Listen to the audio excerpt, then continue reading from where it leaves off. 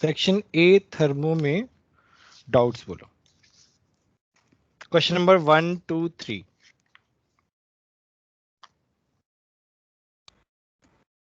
To. Question number 2 में क्या है? Adiabatic expansion. तो एडियाबेटिक एक्सपेंशन, तो एडियाबेटिक में डेल्टा एस मेरा जीरो होगा। तो पहले तो ये देखना है किस किस में जीरो है। तो बताओ किस किस में जीरो है एडियाबेट डेल्टा एस? सी और डी और ए और B, C to D A to B. हाँ, A to B sir C. C to D. अब एक्सपेंशन कैसे देखेंगे बताओ? Sir T V lambda minus one is equal to constant हो जाएगा एडियाबैटिक में। तो इसमें क्या होगा कि तुम्हारा T V raise to power gamma minus one will be constant for adiabatic वाला। तो ये क्वेश्चन नंबर 2 में, so you have this equation. ठीक है। So temperature is inversely proportional to v raise to power gamma minus one. Inversely proportional है, तो जहां पे टेम्परेचर कम हो रहा होगा वहां पे वॉल्यूम बढ़ रहा होगा। तो बताओ कौन से में हो रहा है ऐसा? C to D. Third R. C to D में आ गया। C to D third fourth fifth. Fourth वाला फोर्थ देखो। सर। फोर्थ वाले में क्या है? We have been given two gases, यहाँ पे नियोन, यहाँ पे helium. P1 N1 T1 V1 P2 N2 T2 V2। तुमसे क्या बोला है? Helium and neon is present, are present in insulated container, मतलब हीट तो जीरो है। If wall is remove such that no work is in, work भी zero है, इसका मतलब डेल्टा यू भी जीरो। सर हाँ हाँ बोलो। सर क्वेश्चन 2 में वो सी टू डी क्यों होगा? टेम्परेचर बढ़ेगा तो वॉल्यूम घटेगा, वॉल्यूम बढ़ेगा तो टेम्परेचर घटेगा। देखो ना।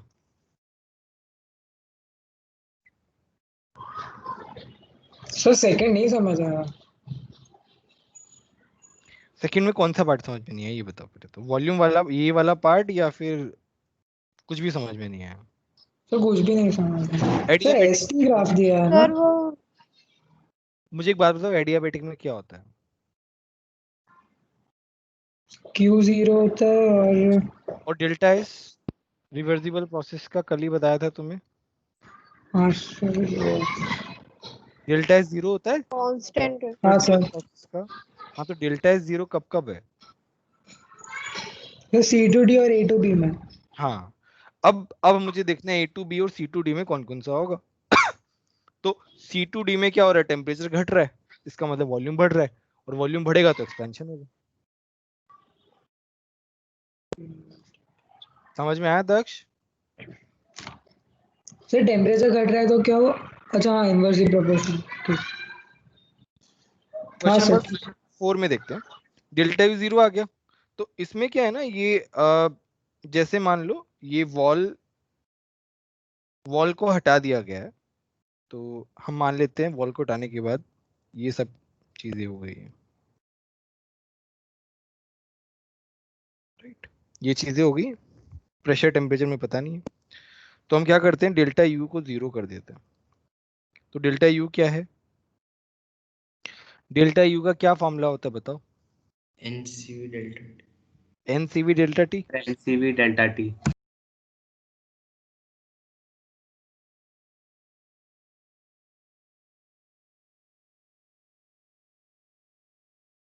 तो यहाँ पे क्या हो जाएगा? पहले वाले केस में मेरा N1 मेरा क्या मोल है? Ne के केस में CV delta T, final temperature T मान लिया, इनिशियल टेम्परेचर T1 है, इज इक्वल टू, ये किसके इक्वल होगा? N2 CV, final temperature T है और इनिशियल टेम्परेचर T2 है।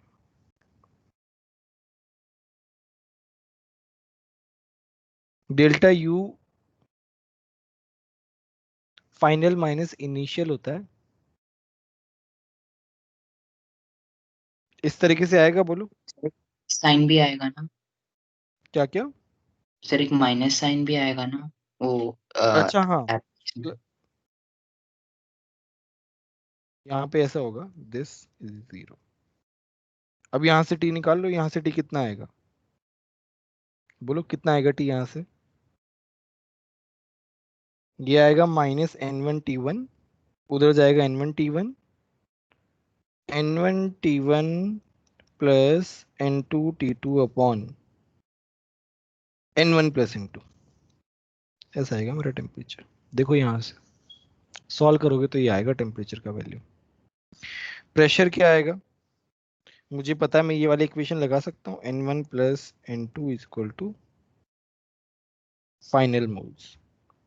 n1 क्या है, p1 v1 upon n t1। ये क्या है, p2 v2 upon n2 t2। ये क्या है, p v1 plus v2 upon n1 plus n2। और फाइनल टी यहाँ से पुट कर देंगे, कर दो पुट। सर हाँ बोलो। सर वो एनसीवी वाले में आपने बीच में इक्वल्स टू लगाया कि प्लस? प्लस लगाया, प्लस देखो ना, ये प्लस, दोनों का समीशन क्या होगा, 0 होगा ना। डेल्टा यू तो दोनों की वजह से है ना, ए और बी, दोनों पे लगा दिया हमने।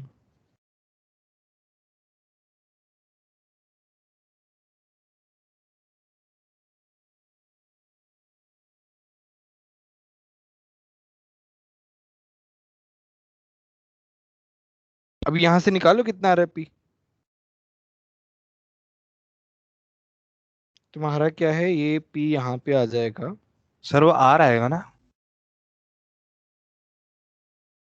सॉरी सॉरी,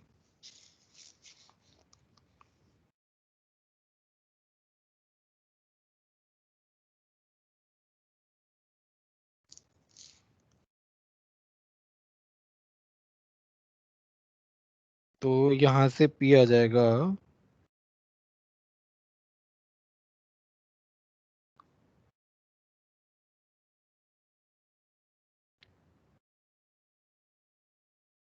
वैसे तो हमें ये लिखने की जरूरत ही नहीं है, हम इसी से काम चला सकते हैं।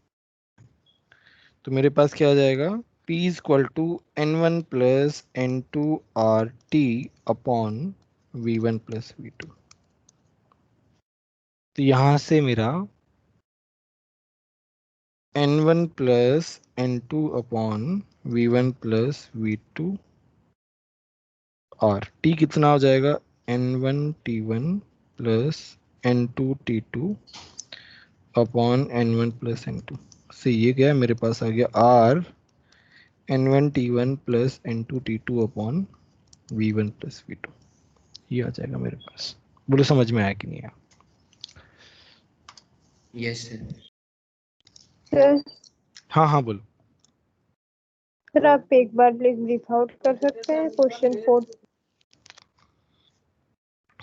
रिपीट करता हूँ चलो मैं, इसमें क्या बोला है कि मेरा हीट 0 है, इंसुलेटेड वॉल्स है, वर्क डन 0 है, तो मतलब डेल्टा यू 0 होगा।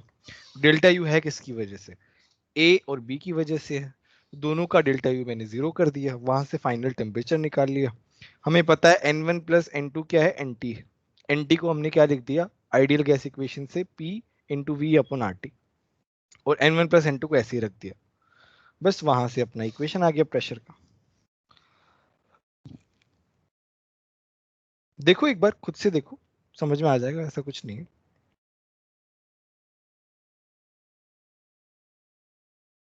बोलो समझ में आया कि नहीं आया। Yes sir. Yes sir. अच्छा अभी मैं सीपी मिक्सचर निकाल रहा हूँ, मैं क्या लिखूंगा, n1 cp1 plus n2 cp2 upon n1 plus n2, दोनों के दोनों मोनोटोमिक गैस है, तो cp दोनों का सेम होगा, तो मैं क्या लिखूंगा, n1 plus n2 cp upon n1 plus n2। इसका क्या मतलब है, cp mixture is equal to cp है, इसका मतलब क्या है, cv mixture is equal to cv। बोलो समझ में आया कि नहीं आया। Yes sir. Question number 5, question number 6। Sir एक सेकंड थोड़ा ऊपर सुन लीजिए। Sir question number 5। 5 में क्या डाउट है?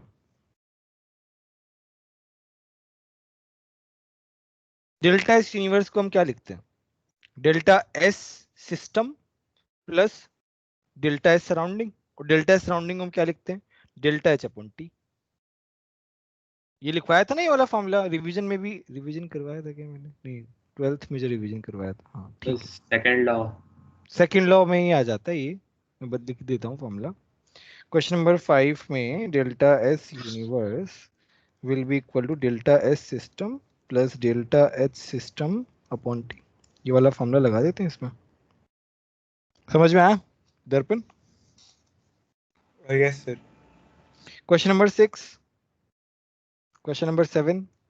सर वो डेल्टा एस नॉट दिया है क्या S2O का? डेल्टा एस निकालना पड़ेगा 5 ना में प्रोडक्ट माइनस रिएक्टेंट से। नहीं, 5 में से गिवन क्या है S नॉट H2O? हाँ तो डेल्टा एस सिस्टम निकालना पड़ेगा ना तुमको। कैसे निकालोगे? S not H two O minus S not H two minus half of S not O two plus delta S दिया हुआ -285, टेम्परेचर दिया हुआ 300। आ जाएगा, ये वैल्यू डाल देना इसमें से। ध्यान रखना ये किलो जूल में है और ये वाला पार्ट जूल में है। ठीक है, क्लियर है सभी को? Yes sir. 6, 7, 8। सर 7 एक बार बता सकते हैं? चलो 7 देख लेते हैं। 7 में क्या है? Reaction 1 2 3 PCl3। क्या पूछा? क्या एक्सोथर्मिक ना? सब में बन रहा है ना। जब भी हमारा कोई चीज बनता है तो एनर्जी रिलीज होता है ना। तो 2 से मिलके 1 बन रहा है, तो हर किसी में रिलीज होगा। देखो ना, 2 स्पीशीज से मिलके 1 स्पीशीज फॉर्म हो रहा है। इसका क्या मतलब है? इसका मतलब एनर्जी रिलीज हो रही है। कोई भी चीज बनती है तो रिलीज होता है, और कोई भी चीज टूटती है तो क्या होता है? एंडोथर्मिक होता है। सर लेकिन कुछ रिएक्शंस को कुछ बनने के लिए कभी कभार तो एनर्जी भी देनी पड़ता है ना, तो हाँ बट एंडोथर्मिक वो नहीं होगी? वो एनर्जी क्या नाम है, ऑब्वियसली एनर्जी तो देनी पड़ेगी, बट ओवरऑल जो है ना, ओवरऑल मेरा क्या हो जाता है? फॉर्मेशन में मेरा ओवरऑल एक्सोथर्मिक पहुंचा देता है। सर उन्होंने नेट एनर्जी रिलीज ही होती है हर बार सिस्टम से। हमेशा नहीं बोल सकते, ऑलवेज नहीं कह सकते। There is a formation of nitric oxide NO2। NO2 का फॉर्मेशन जो है ना वो एंडोथर्मिक प्रोसेस है। तो ऑलवेज नहीं कह सकते, बट अपन बोल सकते हैं कि बहुत सारे केसेस में वैसा होता है। सर ऐसे कुछ एग्जांपल दे सकते हैं आप ज्यादा जिसमें एंडोथर्मिक रिएक्शन हो रही है फॉर्मेशन पे? एक तो नाइट्रिक ऑक्साइड वाला है, NO2 वाला, फॉर्मेशन ऑफ NO2। एक मैंने लिखवाया था, उस तुम्हारे नोट्स में लिखवाई थी मैंने 1 2 रिएक्शन। NO2 वाली रिएक्शन तो लिखवाई है। NCERT में एक और रिएक्शन है, सर ऐसे थोड़ा रिएक्शन कैसे पता चलेंगे कि फॉर्मेशन नहीं नहीं, एंडोथर्मिक वो होगी? तो वो तो याद होना चाहिए, फैक्ट बेस्ड है वो तो। बहुत कम है ना, कोई लॉजिक नहीं है उनमें एज सच, तो वो तो याद होने चाहिए। एक नाइट्रिक ऑक्साइड वाला ही फेमस है। और एनसीईआरटी में एक और रिएक्शन है, मैं थोड़ा सा कम श्योर हूँ कि एनसीईआरटी में है या नहीं है।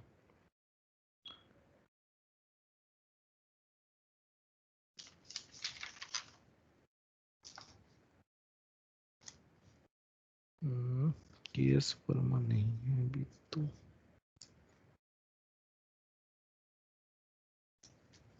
अभी तो एक ही रिएक्शन याद है, बाकी तो हम लोग वैसे आज तक कभी आया नहीं मेरे कम अक्रॉस ऐसे क्वेश्चन में, इसलिए याद नहीं है। दो क्योंकि बहुत कम, बहुत रेयर होता है ना, इसलिए नाइट्रिक ऑक्साइड वाला याद रखो, है ना। बाकी जनरली में लेकिन ऐसा एक्सेप्शन पूछ भी सकते हैं ना कोई? ऐसे तो पूछ सकते हैं, बट वो रिएक्शन ऑलरेडी बहुत कम है, चांस बहुत कम है पूछने का। बाकी नहीं तो फिर ऐसे तो बहुत सारी रिएक्शन है, अब ऐसे तो वो कुछ भी पूछ सकते हैं, तो वो नाइट्रिक ऑक्साइड इसलिए है क्योंकि वो एनसीईआरटी में दी हुई है वो वाली रिएक्शन। एनसीईआरटी में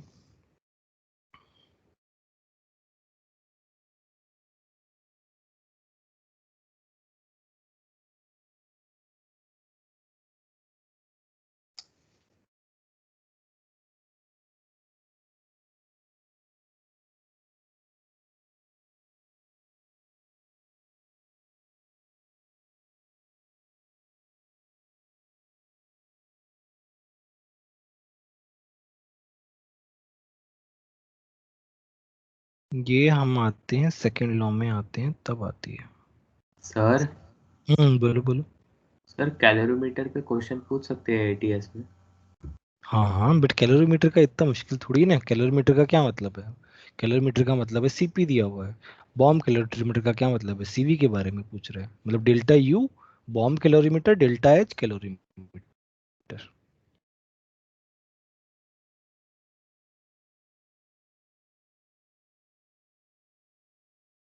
स्पॉन्टेनिटी,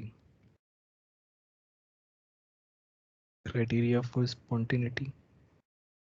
देखो, देख रहे हो, NO2 का फॉर्मेशन इज एंडोथर्मिक। जो हम पहले जब ये साइंटिस्ट सोच रहे थे कि delta H negative, can we say that it is a spontaneity वाला थिंग, मतलब स्पॉन्टेनिटी क्या हम यहाँ से डिसाइड कर सकते हैं? Because energy is getting release, that means formation of product is stable, मतलब जो भी हमारा प्रोडक्ट बन रहा है that is highly stable. But उन्होंने फिर एग्जाम्पल देखा N2O NO2 वाला, तो उससे वो पॉजिटिव निकला। उन्होंने बोला कि no, enthalpy is not the only factor. और एक ये वाला ग्रेफाइट वाला दिया हुआ है CS2 का फॉर्मेशन, दो रिएक्शन ही दी हुई है। ऐसे रिएक्शन खैर ढूंढने पे मिल जाएंगी, चलो मैं ढूंढता हूँ कुछ और रिएक्शन मिलती हैं तो। बड़ी रिएक्शन तो हम छोड़ देंगे, जो कॉमन रिएक्शन होगी उनको ही हम कंसिडर कर लेंगे। तो ये वाला है, इसको तुम नोट डाउन कर सकते हो, CS2 वाला। ऐसी चीजों को नोट डाउन कर लिया करो। CS2 वाला है और एक NO2 वाला है। डेल्टा एच का वैल्यू भी लिख लो, याद करने की जरूरत नहीं है, बट वो सही रहेगा प्लस साइन लगा के। ठीक है,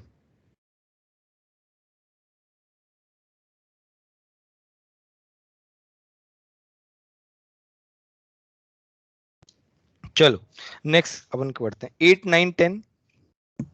8th। 8 वाले में क्या बोला है? B2C मेरा क्या हो रहा है? प्रेशर कांस्टेंट है, वॉल्यूम घट रहा है।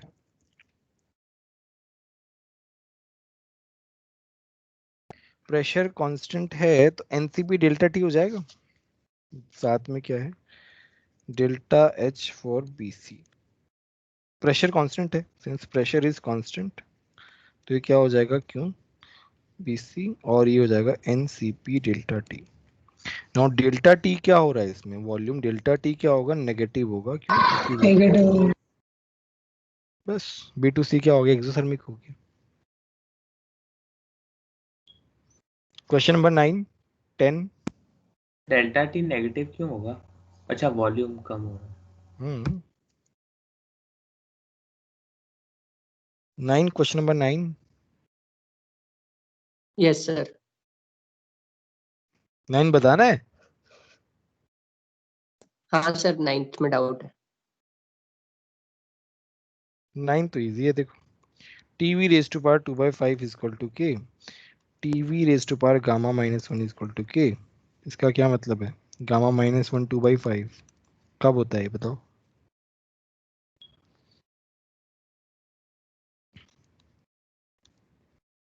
F कितना आ गया? 5। इसका मतलब क्या होगा? डायटोमिक। ठीक है,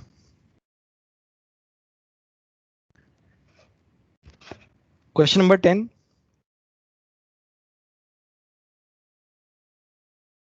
चलो 11 करते हैं। यस 11। 11 हुआ किसी से?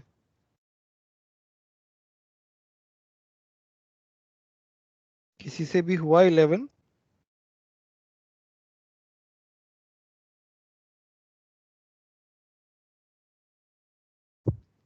सर रिएक्शन को सब्ट्रैक्ट करके देखा, उसके बाद मूल कॉन्सेप्ट लगाने की कोशिश की, बट फिर भी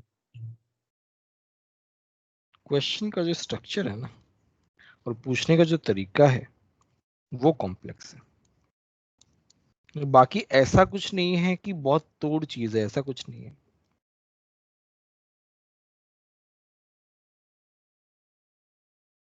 एडवांस में अगर ये क्वेश्चन आएगा तो ये मॉडरेट की कैटेगरी में आएगा।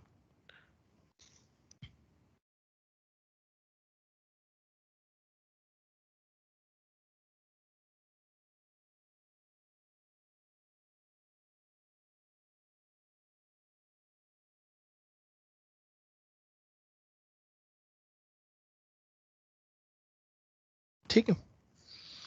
नाउ एक्सपेरिमेंट 1 क्या कह रहा है? 0.4 kilojoule is absorb when 1 mole of HaBr4 is mixed with 4 mole of AC। मतलब 1 मोल ऑफ HaBr जो है वो किससे रिएक्ट कर रहा है? HCl से रिएक्ट कर रहा है। HaBr4 रिएक्ट कर रहा है किसके साथ? HCl के साथ। तो अब हम क्या करेंगे? इनको रिएक्ट कराने के लिए क्या करेंगे बताओ? 1 - 2। Very good. तो 1 - 2 करने से क्या होगा कि दूसरा वाला रिएक्शन उल्टा करके लिखेंगे। तो मैं कैसे लिख रहा हूं देखो,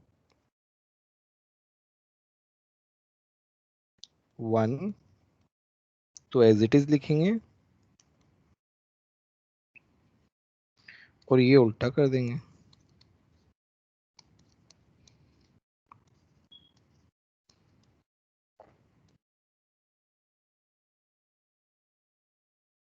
इससे ये कटा, इससे ये कटा, क्या बन गया?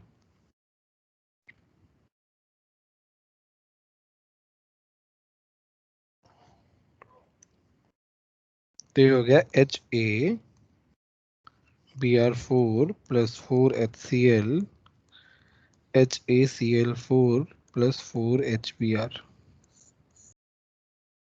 ठीक है, यही तो बोल रहा है कि भाई HaBr4 1 मोल 4 मोल HCl के साथ रिएक्ट करता है। रिएक्ट करने पे 0.4 किलोजूल जो है वो एनर्जी अब्सॉर्ब हो जाती है।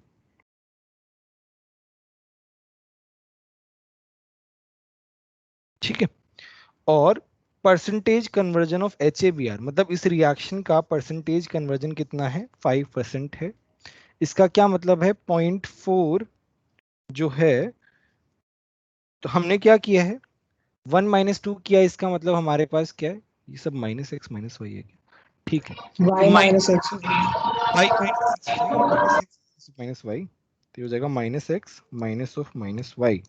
ये टोटल एनर्जी है, इसका 5% कन्वर्ट हुआ है और उसका एनर्जी कितना है?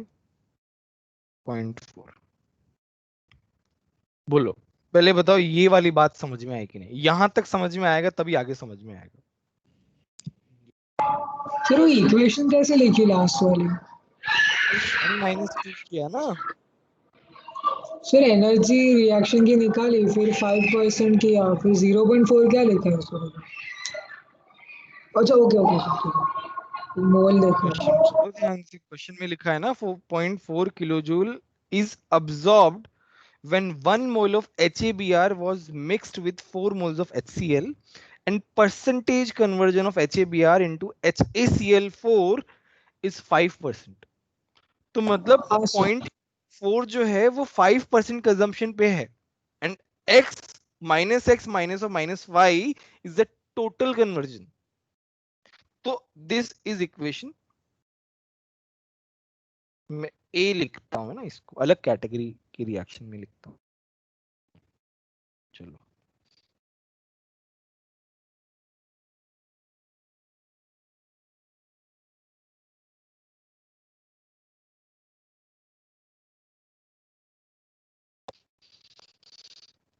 नाउ रीड एक्शन लिखने की जरूरत नहीं है, डायरेक्टली 2 - 3 कर दो।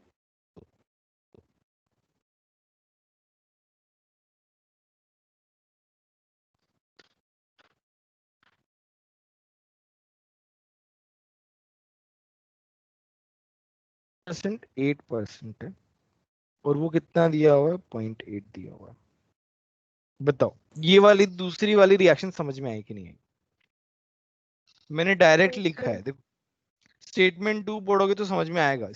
एक्सपेरिमेंट 2 अच्छे से पढ़ो कि अब हम बी आर और आई को इंट्रोड्यूस कर रहे हैं, सेम चीज कर रहे हैं जो पहले एक्सपेरिमेंट में की थी, बस एनर्जी 0.8 आ गई। ठीक है, तो यहां से क्या आया y माइनस एक्स कितना आ गया 40/5 8। यहाँ पे क्या आया z माइनस वाई कितना आया 10। तो यहाँ से z माइनस एक्स कितना आ गया, ये मेरा ए इक्वेशन है, ये मेरा बी है। तो फ्रॉम ए एंड बी मेरा z माइनस एक्स कितना आ गया 18। बताओ पहले बताओ ये समझ में आया कि नहीं आया?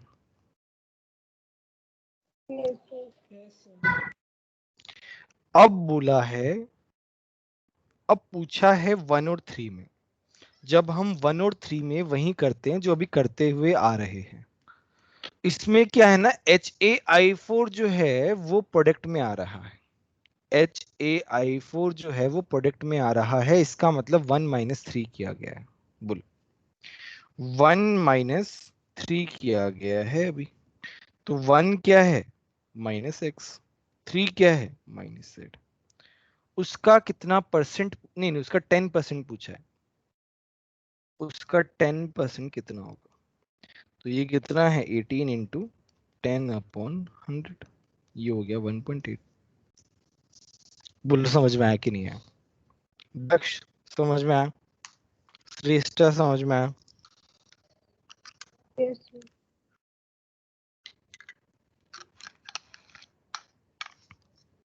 बाकी लोग बताओ। अतुल्य समझ में आया? Yes, sir. Yes sir. ऐसे समझ आ गया। ठीक है, आगे बढ़े हम। Question number 12 13 14।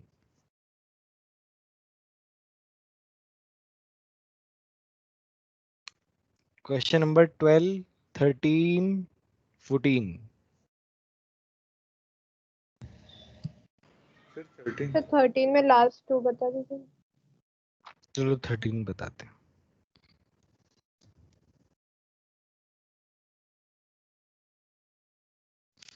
13 में क्या बोल रहा है कि हम एक आइडियल गैस को एक्सपैंड कर रहे हैं, मतलब हमारा क्या हो रहा है एक्सपेंशन हो रहा है। ठीक है, प्रोसेस 1 क्या है? Process 1 is reversible adiabatic expansion. Reversible adiabatic expansion, reversible adiabatic expansion. ठीक है, और प्रोसेस 2 क्या है? Irreversible adiabatic expansion. तो मुझे एक बात बताओ, किसका वर्क डन ज्यादा होगा 1 का या 2 का? Reversal. Work done of process 1 will be more than work done in process 2, right? We know that. अब क्या है, Q मेरा 0 है, तो मेरा मतलब डेल्टा U किसके बराबर है? ये क्यों होगा ऐसे? सी डेल्टा। थर्मो खत्म हो गया है, थर्मो के क्वेश्चंस हो चुके हैं, तुम ये पूछ रहे हो कैसे हो गया है? रिवर्सिबल का वर्क डन ज्यादा है का एक्सपेंशन में, बताओ।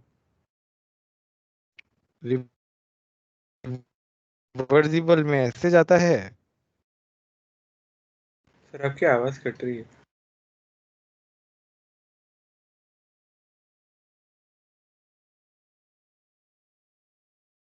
इरिवर्सिबल में क्या होता है? हाँ वो नेटवर्क चला गया था, अभी आ रहा होगा अच्छे से। Yes, sir. रिवर्सिबल में क्या है, पर्पल वाला है और इरिवर्सिबल में येलो वाला है। बताओ कौन सा ज्यादा है, ओमेंद्र बताओ। सर वो पर्पल वाला। पर्पल वाला, ये तो तेरे को पता होना चाहिए Yes, sir. ना। हाँ, sir.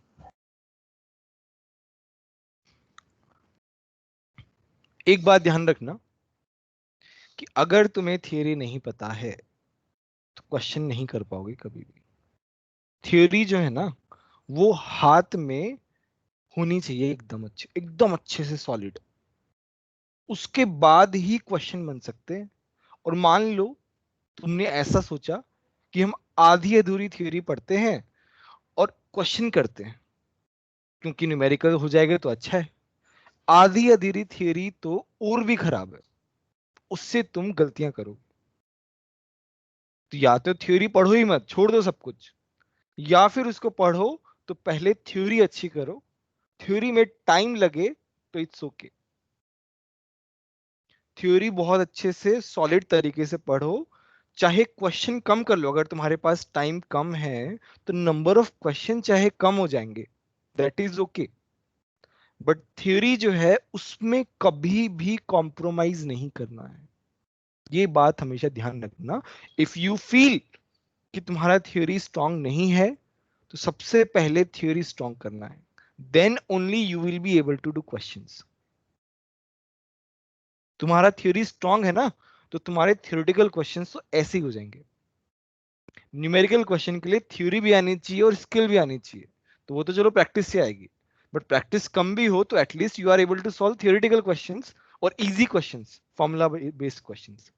बट तुम्हें थ्योरी ही नहीं आती है तो ना तो तुम थियोरेटिकल क्वेश्चंस कर सकते हो अच्छे से और ना ही न्यूमेरिकल क्वेश्चन कर सकते हो। इसका ध्यान रखना है इस बात का। अच्छा चलो, इसके कितने लोगों ने थर्मोडायनेमिक्स लेक्चर 1 रिवीजन देखा? मैंने रेकमेंड किया सर था। देखा है। Yes sir. अच्छा देखा है, चलो मुझे ये हाँ बताओ। सर कल देखना है। हाँ ठीक है, मतलब मुझे ये बताओ जितने लोगों ने भी देखा है, या फिर इरिवर्सिबल कॉन्ट्रैक्शन मतलब कंप्रेशन और work done reversible contraction. Obviously mode तो मेरा लग, मोड तो कैसे दोनों पॉजिटिव ही होते हैं। बताओ कौन सा सर ज्यादा? ये रिवर्सिबल ग्रेटर होगा। रिवर्सिबल ज्यादा होगा। Irreversible greater. है ना। ये दोनों चीजें अच्छे से याद होनी चाहिए, एकदम अच्छे से। कभी इस तरीके से याद रखो या फिर दीवार पे चिपका लो, ये अच्छे से याद होना चाहिए। एग्जाम में ना भर भर के मल्टीपल करेक्ट में ये पूछा जाता है इस तरीके से। ये सभी लोगों को अच्छे से रटा हुआ होना चाहिए। चाहे तुम्हें अगर इसका एक्सप्लेनेशन मान लो एक बार के लिए पता भी नहीं है तो इट्स ओके, एक्सप्लेनेशन समझना चाहिए ऑब्वियसली, बट नहीं भी पता है तो ये याद होना चाहिए। एग्जाम में डायरेक्टली आते हैं क्वेश्चन, इस पर ध्यान रखना है इस बात पे। और मैंने इसीलिए मैंने बोला था कि लेक्चर 1 देखने के लिए स्पेशली रिवर्सिबल इरिवर्सिबल वाला पार्ट, कि वहां पे मैंने उसका रीजन बहुत अच्छे से एक्सप्लेन किया है।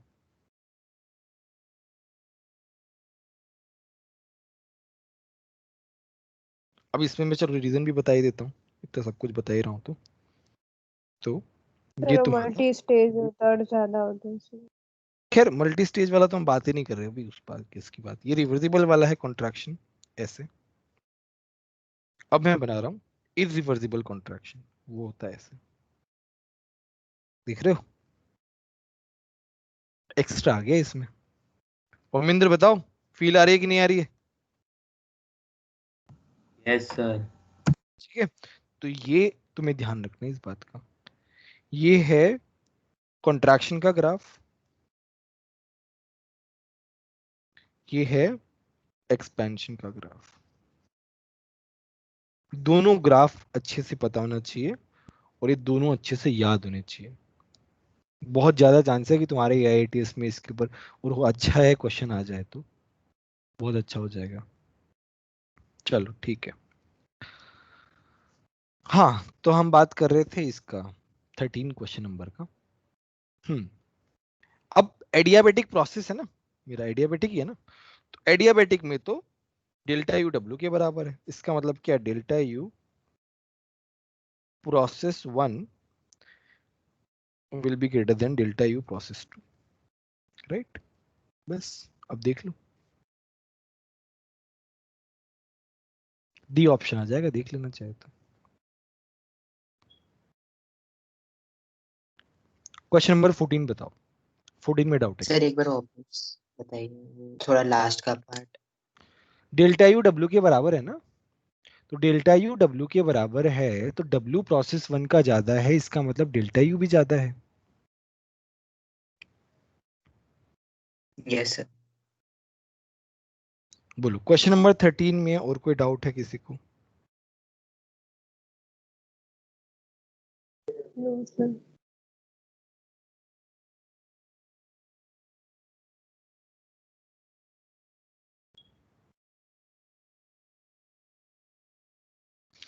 क्वेश्चन नंबर 14, 15,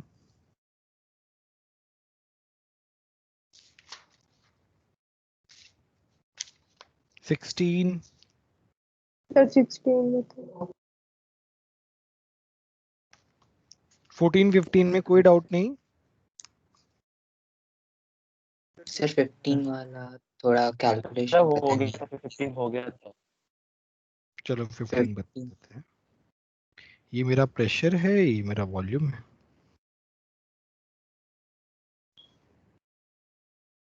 ये मेरा A है, ये मेरा B है, ये मेरा C है। तो यहाँ पे T2 600 है, यहाँ पे T3 400 है, यहाँ पे T1 300 है। ठीक है। A टू B में क्या हो रहा है, मेरा वॉल्यूम क्या है, कांस्टेंट। मतलब क्या, W0 है। इसका मतलब डेल्टा यू किसके बराबर होगा, क्योंकि NCV डेल्टा T, मतलब CV डेल्टा T। CV कितना है, डायटोमिक गैस है तो 5/2R होगा। डेल्टा T कितना है, 300। कितना हो गया, 750R। बताओ अब इसी तरीके से कर सकते हो कि नहीं कर सकते हो? Yes sir. सर A में क्या होगा, C2A में प्रेशर जो है वो कांस्टेंट है, तो हीट क्या होगा मेरा CA में, CP डेल्टा T होगा। CP क्या होता है बताओ, F/2 + 1 R डेल्टा T। बस आ गया।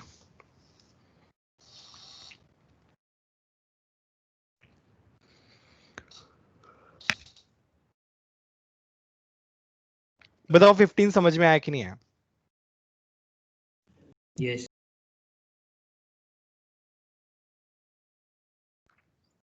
16 देखते हैं। 16 में तो बस area sir under the B2C में तो टेम्परेचर कांस्टेंट है ना? B2C में टेम्परेचर कांस्टेंट नहीं है। B2C में टेम्परेचर कांस्टेंट है ही नहीं, देखो ना 600 और 400 आ रहा है। हाँ सर। सर हाँ हाँ बोलिए। सर वो इंजन से याद आया सर, वो सेकेंड लॉ ऑफ थर्मोडायनेमिक्स में वो इंजन वाला पार्ट आता है ना एक, वो कैरनॉट साइकिल करके, वो हमारे सिलेबस में नहीं है ना? केमिस्ट्री में नहीं है, फिजिक्स में है। ओ तो एक ही बात है, फिजिक्स में पढ़ा दिया ना थर्मो।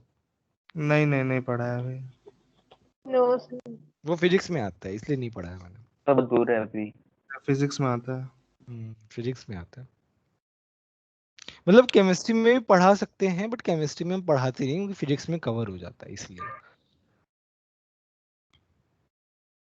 केमिस्ट्री में मतलब एज इन ऐसे देने को सिलेबस में है हल्का फुल्का, बट कभी क्वेश्चन पूछते नहीं है केमिस्ट्री में, उसके क्वेश्चंस आते हैं फिजिक्स में ही आते हैं। क्वेश्चन नंबर 16 में तो बस तुम्हें एरिया अंडर द कर्व निकालना है। तो ट्रायंगल का एरिया क्या होता है बताओ? Half into base half base in right. बस कुछ है ही नहीं इस क्वेश्चन में, तो half into base into height, और ये ATM लीटर में है तो 101.325 से मल्टीप्लाई करना पड़ेगा जूल में कन्वर्ट करने के लिए। बस हो गया ना। और कुछ है क्या इसमें? हाँ, प्लस आएगा या माइनस आएगा, ये कौन बताएगा? सो माइनस नेगेटिव आएगा माइनस है। सर, माइनस आता है क्लॉकवाइज, क्लॉकवाइज में। क्लॉकवाइज में क्लॉकवाइज में नेगेटिव होगा। नेगेटिव होता है। याद कर लो, रट्टा मार लो इसको अच्छे से, क्लॉकवाइज में नेगेटिव होता है। 17 बताओ, 17 में डाउट है क्या?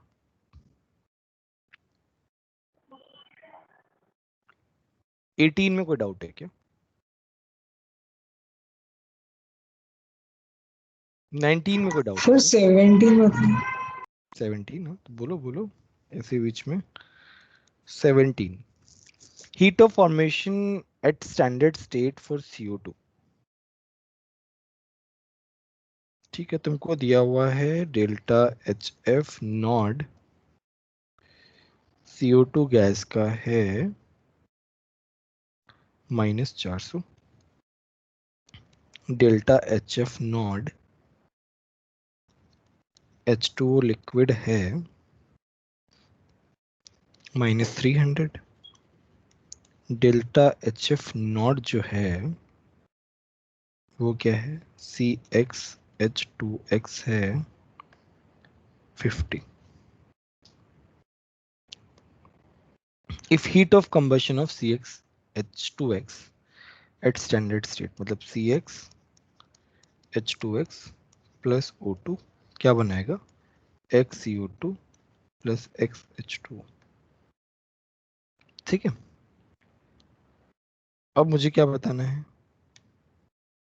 अच्छा, इसका हीट ऑफ कंबशन निकालना है क्या? स्टैंडर्ड स्टेट दिया हुआ है, तो इसका delta H combustion that is -1450। तो यहाँ पे O2 कितना आएगा, 2x plus x 3x 3x/2 1.5x। अब कैसे निकालेंगे, कौन बताएगा? दक्ष तुम ही बताओ कैसे कैसे निकालेंगे, तुम ही इस क्वेश्चन को सॉल्व करोगे, बताओ क्या करेंगे?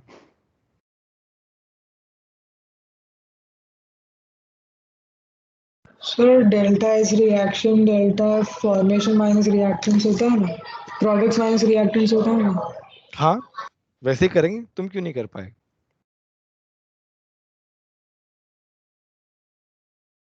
ये अभी स्ट्राइक हुआ या पहले ऐसे ही छोड़ दिया सर था? अभी स्ट्राइक हुआ, वो अभी थोड़े दिन रिवाइज किया था ना तो।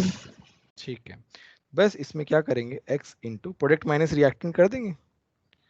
CO2 का कितना है, -400, ठीक है, प्लस x इंटू H2O का कितना है, -300, O2 का तो 0 हो जाएगा, माइनस CsH2 50 हो जाएगा, इज इक्वल टू -1450। x का वैल्यू निकाल लो यहाँ से, आ गया।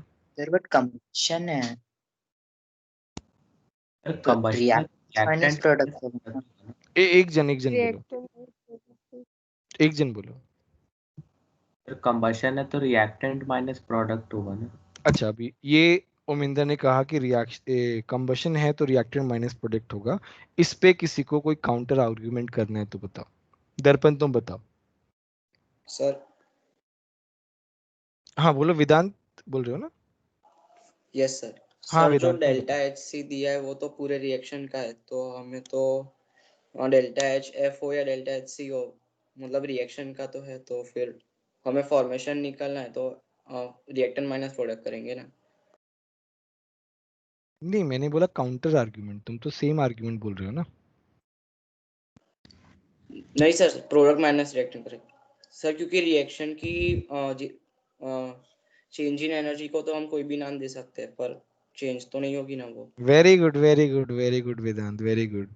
ये कॉन्सेप्ट पता है, मैंने बहुत बार थर्मोकेमिस्ट्री में पढ़ाते टाइम, बहुत बार डिस्कशन के टाइम, बहुत बार बताया है मैंने, तुमको ही नहीं, सीनियर्स को ही बताया था। हर बार जो है, हर बार गलती करते हैं। मैंने बस एक ही चीज बताई, thermochemistry is very easy, very easy.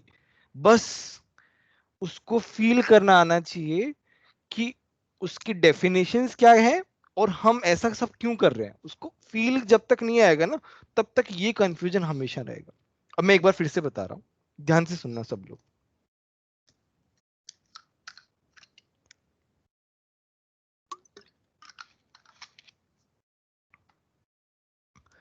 Now तुमको कंबशन रिएक्शन दिया हुआ है, तुम्हें रिएक्शन का एंथैल्पी दिया हुआ है, और रिएक्शन के एंथैल्पी को you can represent in different ways. Now if we represent in terms of combustion enthalpies, then we have to take reactant minus product. If we are representing a reaction in terms of formation enthalpy, then you have to take product minus reactant. Now this reaction, इस reaction का enthalpy दिया हुआ है, reaction enthalpy दिया हुआ है in terms of combustion, because reaction तो combustion वाली है ना, but रिएक्शन को तो हम फॉर्मेशन एंथैल्पी की टर्म्स में रिप्रेजेंट कर सकते हैं ना. अब अगर यहां पे ऐसा दिया होता, लेट्स से हाइपोथेटिकल सिचुएशन ले रहे हैं, ये ऐसा ऊपर वाला हो गया फॉर्मेशन एंथैल्पी के टर्म्स में.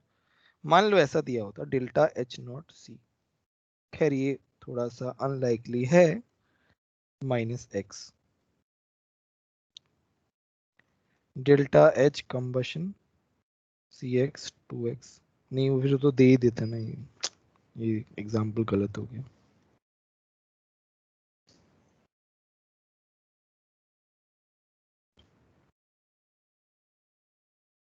ये जो है ना, ये दिस इज रिएक्शन का enthalpy which is equal to consider कर रहा है इसके साथ, क्योंकि हम एक ही रिएक्शन को अलग अलग तरीकों से रिप्रेजेंट कर सकते हैं.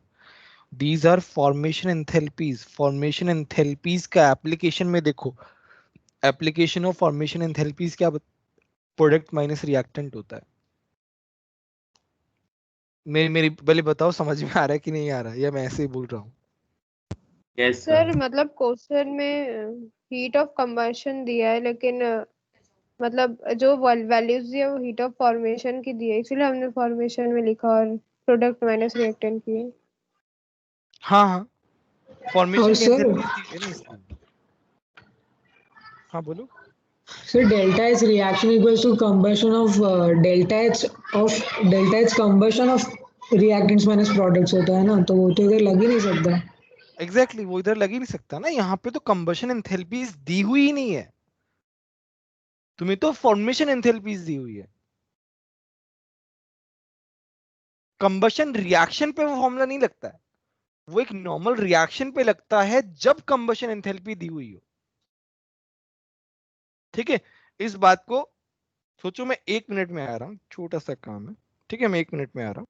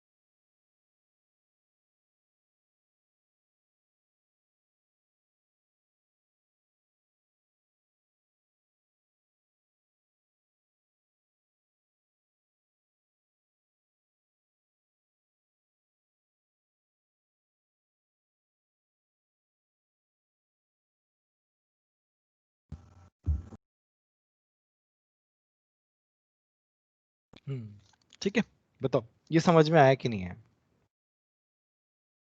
अब बोलो, देखो Yes. किसी को इसमें डाउट नहीं रहना चाहिए, पहले बता रहा हूं मैं, कोई डाउट सर है अभी फिर से पूछ लो। हाँ बोलो, सर और एक बार ब्रीफ कर सकते हो प्लीज? तुमको क्या समझ में आया पहले ये बताओ। सर नहीं आया सर, मेरा कॉन्सेप्ट वीक है। अच्छा तुमको ये बताओ कि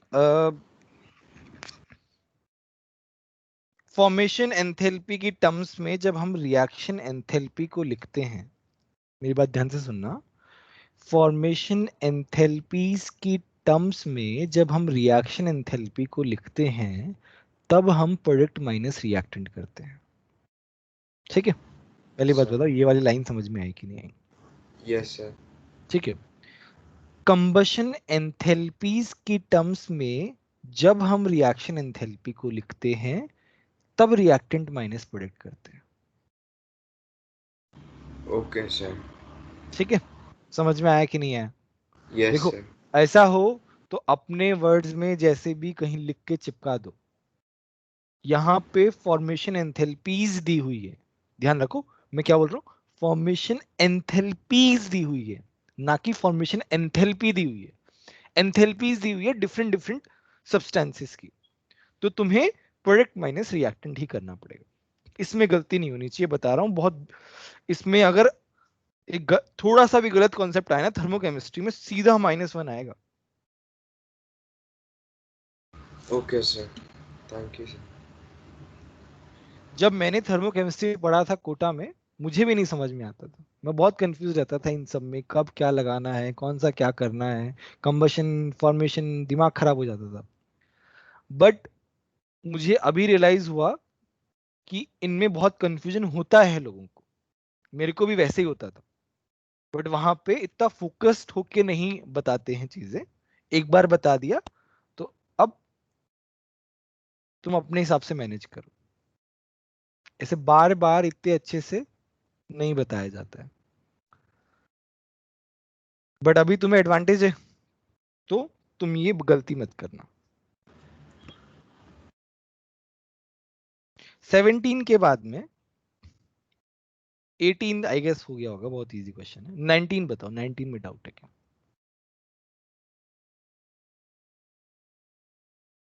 बोलो बोलो, Yes, sir. डाउट है? हाँ या ना में बोलो। Yes, no sir. Yes, sir. ठीक है, बताता हूँ 19।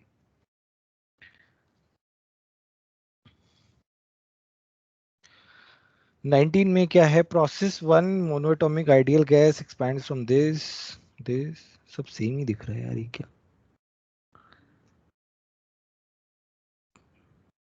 4 डिफरेंट रिवर्सिबल आइसोथर्मल प्रोसेस दिए। आइसोथर्मल प्रोसेस में इसका डेल्टा इसका फॉर्मूला क्या होता है बताओ? NRLN V2 by V1। Sir 2.303। ठीक, एक ही बात है, बस फॉर्मूला ही तो लगाना है यार, तो मुश्किल है क्या? बोलो। वॉल्यूम रेशियो तो ऐसे भी कांस्टेंट है। अरे सब जगह तो कांस्टेंट ही है, Yes, sir. Okay. तो इसमें डाउट क्या है, हमको समझ में ही नहीं आया। 19 का 4th ऑप्शन है क्या? Yes yes sir. Sir. Yes sir, volume बस आ रेशियो गया से। ये तो कुछ भी नहीं है, ये तो फॉर्मूला ही लगाना है बस। ठीक है,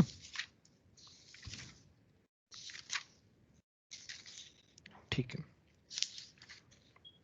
तो सेक्शन ए भी हमने कर लिया, कुछ कुछ क्वेश्चन कुछ कुछ कॉन्सेप्ट हमने कर लिए। ठीक है, हाँ अब हमें क्या कराना था बताओ? सर कॉम्प्लेक्स वाला जो टॉपिक है वो आप बोल रहे थे सर ना। कॉन्सेप्ट आपने बोला था अगर किसी का कुछ। हाँ हाँ हाँ, अब बोलो। सर क्वेश्चन 1 एक बार बता दीजिए ना, सेक्शन ए का। इतना देर बाद आता है यश, पहले ही बोल देते। सो 1 मार्क किया हुआ था, पे स्टार्ट हो गया ना, तो मैंने बोला लास्ट में पूछ लूंगा। तो 1 जो है तो उसमें तो एरिया ही निकालना है ना, तुम्हारा सो एरिया। कौन सा प्रोसेस होगा उसमें? प्रोसेस तो कोई नहीं होगा यार इसमें, तो प्रोसेस तो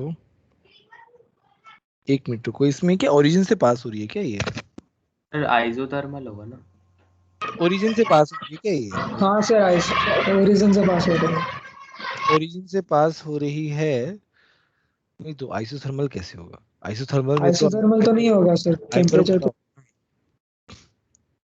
प्रोसेस का कोई नाम नहीं है फिर इसका तो खैर।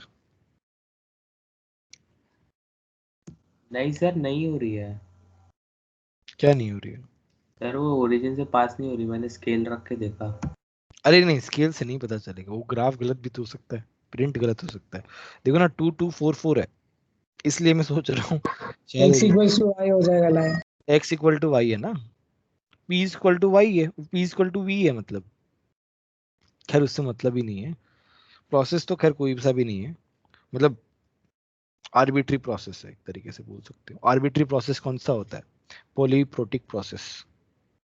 पॉलीट्रोपिक था ना ये, पॉलीट्रोपिक, यस सर, टॉपिक था। Polytropic process. पॉलीट्रॉपिक। तो ये हो जाएगा p equal to v। Slope आएगा ना इसका, है ना? ये स्लोप नहीं आएगा, नहीं स्लोप नहीं आएगा, स्लोप कांस्टेंट है। स्लोप 1 है तो pv इक्वल टू कांस्टेंट। मेरा जो नीटा है वो क्या है, -1 है। Polytropic process. एनीवे एरिया निकाल लो बस, इसका कुछ नहीं करना है इसमें, एरिया से वर्क आ जाएगा। सर एरिया नेगेटिव, हाँ सर एरिया नेगेटिव होगा ना, नेगेटिव लेना है ना एरिया का। Q plus W। एरिया तुम्हारा क्या हो रहा है, वॉल्यूम एक्सपैंड कर रहे हैं ना, वॉल्यूम एक्सपैंड करना है, इसका मतलब क्या है, वर्क डन नेगेटिव है, ठीक है।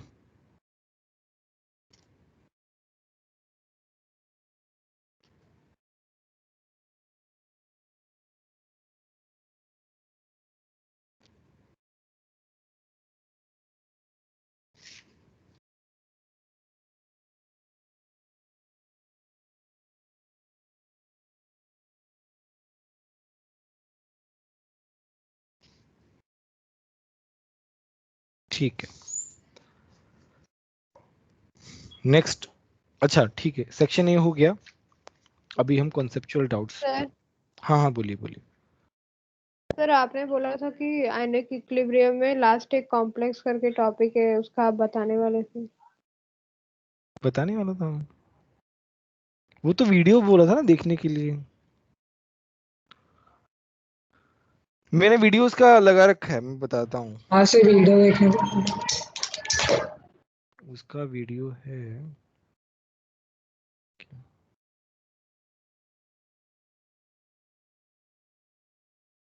हाँ ये वाला ना, ये वाला वीडियो देखो ना, ये वाला वीडियो देख लेना, इसमें क्वेश्चन भी है और कॉन्सेप्ट भी है।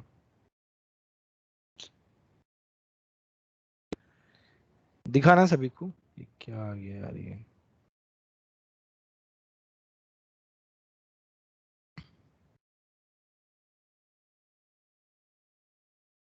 साइन ही नहीं करना पड़ेगा, छोड़ो। ठीक है, सॉल्युबिलिटी इन कॉम्प्लेक्स लिगेंड करके है, वो एक बार देख लेना। वो मतलब एक तरीके से एक्स्ट्रा कॉन्सेप्ट है आयनिक का, तो वो देख लेना एक बार, वो वाला वीडियो, उससे समझ में आ जाएगा। मतलब टाइम हमारे पास थोड़ा कम है, नहीं तो बताने में मुझे दिक्कत नहीं थी, तो वो देख लेना, वो एक्स्ट्रा कॉन्सेप्ट है, तो उसमें से क्वेश्चन आ सकता है AIATS में।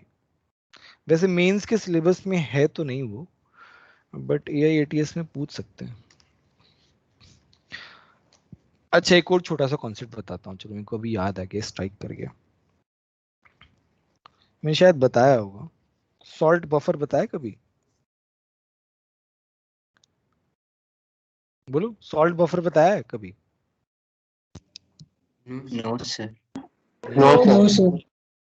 वो salt sir buffer, acid base buffer बताया था। ठीक, सॉल्ट बफर भी होता है। सॉल्ट बफर में क्या होता है, तुम्हारा सॉल्ट होता है salt of weak acid plus weak base, जैसे तुम्हारा CH3COOH प्लस NH4OH क्या बनाएगा, CH3COONH4। इसका, अच्छा बताओ, इसका जो हाइड्रोलिसिस है उसका फॉर्मूला कौन बताएगा, इसके हाइड्रोलिसिस का फॉर्मूला कौन बताएगा? लेकिन हाइड्रोलिसिस कांस्टेंट का अरे हाइड्रोलिसिस कांस्टेंट का फॉर्मूला थोड़ी पूछ रहा हूँ मैं, पीएच का फॉर्मूला कौन बताएगा? पीक एसिड वीक 7 बेस ना। PK ओमिंदर प्लस तुम बताओ, ओमिंदर तुम बताओ।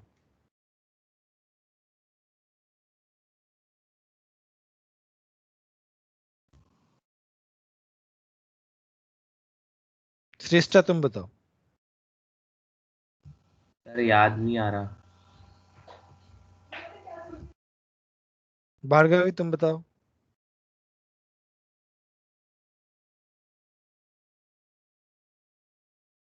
कोई आया नहीं है क्या आज? या ये श्रेष्ठा तो आई है। अतुल्य तुम बताओ। सर मैं हाँ हाँ चलो तुम बता रहे हो, कोई भी बता दो यार, मुझे लग रहा है 7 plus plus half of pK minus pK. 7 minus pKb. अब मुझे एक बात बताओ, बफर का मतलब क्या होता है? बफर का डेफिनेशन क्या है? ये सर सर थोड़े से आयंस डालने से उसमें पीएच चेंज नहीं आता। H प्लस OH माइनस में कुछ भी ऐड करूं थोड़ा बहुत, तो pH में कोई चेंज नहीं है। मुझे एक बात बताओ, अगर मैं इस सॉल्ट में ना, मेरे पास ये क्या है, सॉल्ट है ये वाला प्लस पानी है, इसमें मैं अगर H प्लस डालूंगा तो फर्क आएगा क्या? बताओ फर्क आएगा क्या? हाँ सर कोई फर्क नहीं आएगा। नहीं इट इज आएगा। Constant, this is constant. मैं H प्लस डालूं OH माइनस डालूं कोई चेंज नहीं आ रहा भाई, कोई चेंज नहीं आ रहा। इसका मतलब क्या है? बफर है। तो ये होता है salt buffer. Very very important concept, ये अपने नोट्स में ऐड कर लेना सब लोग, वेरी वेरी इंपॉर्टेंट। सर हाँ हाँ बोलो बोलो।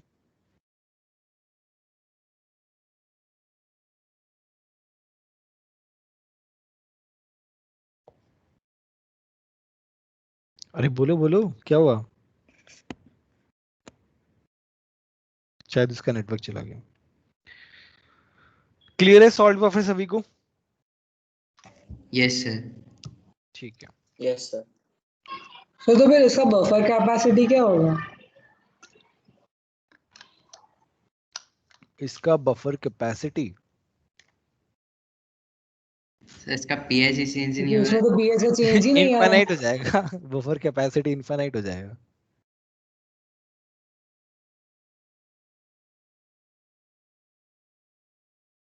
बफर कैपेसिटी तो इसका इनफाइनाइट हो जाएगा, मतलब ये बफर कैपेसिटी क्या बताता है कि कितना रेजिस्टेंस है, तो इसमें तो बहुत ज्यादा रेजिस्टेंस है।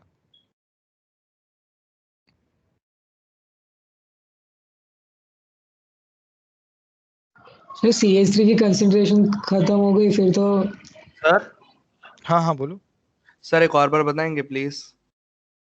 मतलब इसमें तुम्हारे इसके फॉर्मूला में, एक मिनट, तुम्हारे इसके फॉर्मूला में देयर इज नो कंसंट्रेशन का कुछ कुछ भी नहीं यस है, सर, तो कंसंट्रेशन इंडिपेंडेंट रहता है, वो तो है।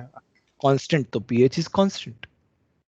Yes pH sir. कांस्टेंट है तो if I am adding acid और बेस, बट फिर उसमें ये है, देखो अब तुम बोल रहे हो ना सर इसे ऐसे तो कितना भी H प्लस ऐड कर दो, जब बहुत ज्यादा H प्लस ऐड कर दोगे तो सिचुएशन ही चेंज हो जाएगी ना। सर CH3COO माइनस की कंसंट्रेशन जब खत्म हो जाएगी H प्लस डालते रहने के बाद, तब फिर पीएच चेंज आने लगेगा ना।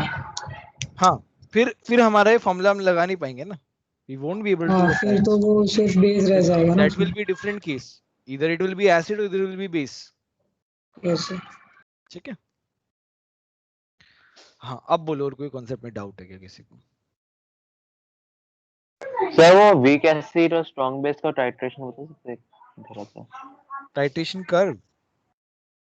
हाँ सर। हाँ सर। स्ट्रॉन्ग बेस, ये क्या है? CH3CO10, ठीक है।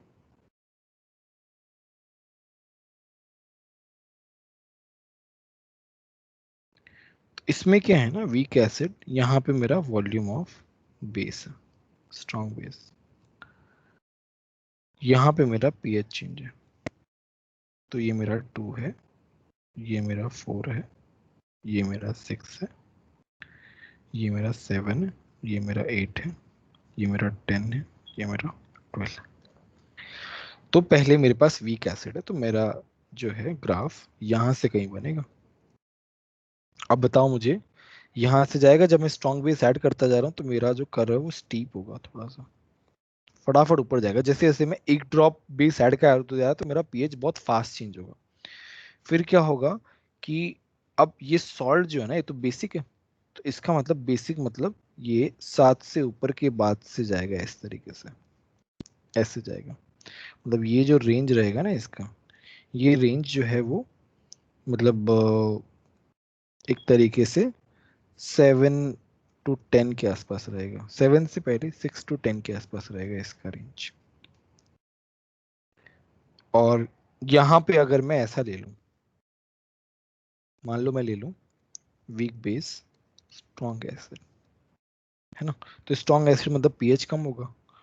तो उस केस में क्या होगा, ये मेरा वीक बेस है, सॉरी स्ट्रॉन्ग एसिड है, तो ये ऐसे जाएगा और ये आराम से जाएगा, क्योंकि वीक बेस है ना, उससे पीएच चेंज कम होगा, आराम से जाएगा और ये ऐसे जाएगा। ठीक है, इसमें हमारा ये मेरा क्या है, ये मेरा है वीक बेस स्ट्रॉन्ग एसिड, ये मेरा है वीक एसिड स्ट्रॉन्ग बेस। तो इसमें हम मिथाइल ऑरेंज यूज करते हैं, इसमें हम फिनोल्फिन यूज करते हैं।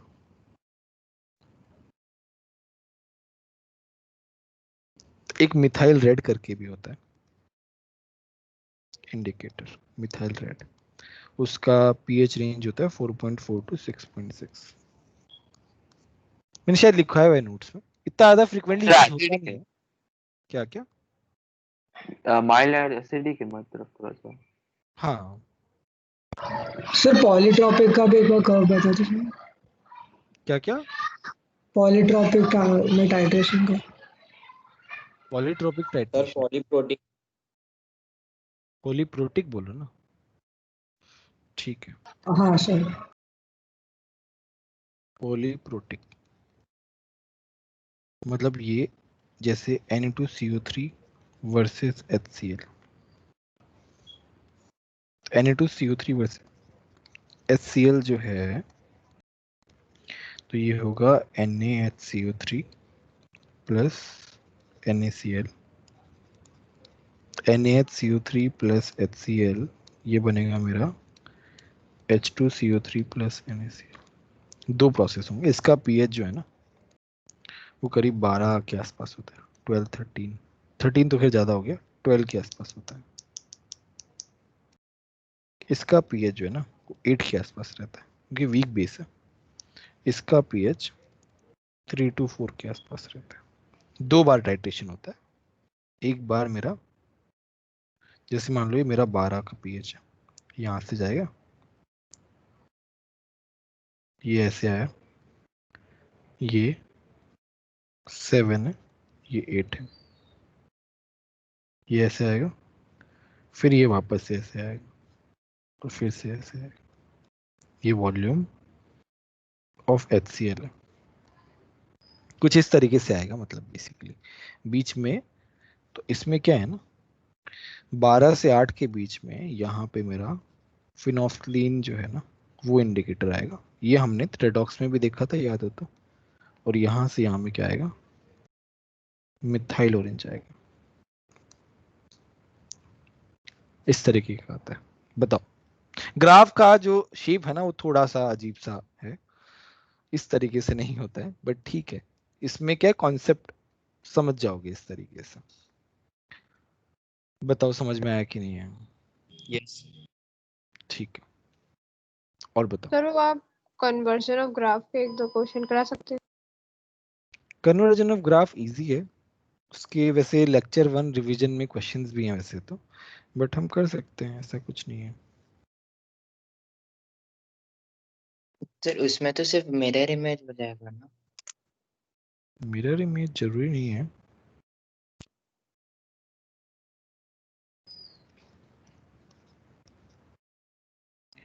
ओके, थर्मोडायनेमिक्स का।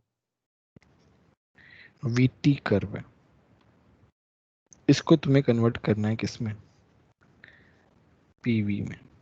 सर वो 3 to 1 हॉरिजॉन्टल है। हाँ हॉरिजॉन्टल है, सॉरी वो अच्छे से बना नहीं, ठीक है। तो 1 to 2 में क्या है, मेरा प्रेशर कांस्टेंट है। 1 to 2 में प्रेशर जो है ना वो कांस्टेंट है। तो 1 to 2 में प्रेशर कांस्टेंट है, वॉल्यूम बढ़ रहा है, तो ये ऐसे आएगा 1 to 2, ठीक है। 2 to 3 में क्या है, मेरा टेम्परेचर कांस्टेंट है। टेम्परेचर कांस्टेंट है, इसका मतलब क्या है, आइसोथर्मल है। आइसोथर्मल है और मेरा क्या हो रहा है, वॉल्यूम कम हो रहा है, तो वॉल्यूम कम होगा,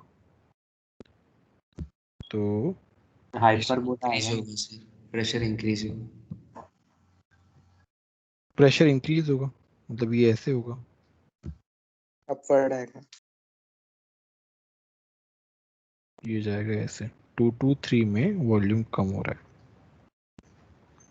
3 to 1 में क्या है,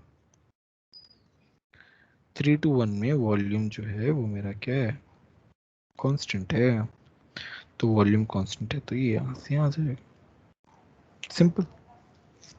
बताओ, तो मुश्किल नहीं है, ठीक है। सर एक डाउट था मुझको। हम्म, सर वीक एसिड और वीक बेस का जब मिक्सचर बनता है तब H और H प्लस दोनों इक्वल होते हैं। क्या बोल रहे हो यार, H और H प्लस का क्या मतलब है। सर वो हाइड्रोलिसिस कांस्टेंट H और अपना हाइड्रोलिसिस कांस्टेंट नहीं होता, डिग्री ऑफ हाइड्रोलिसिस होता है।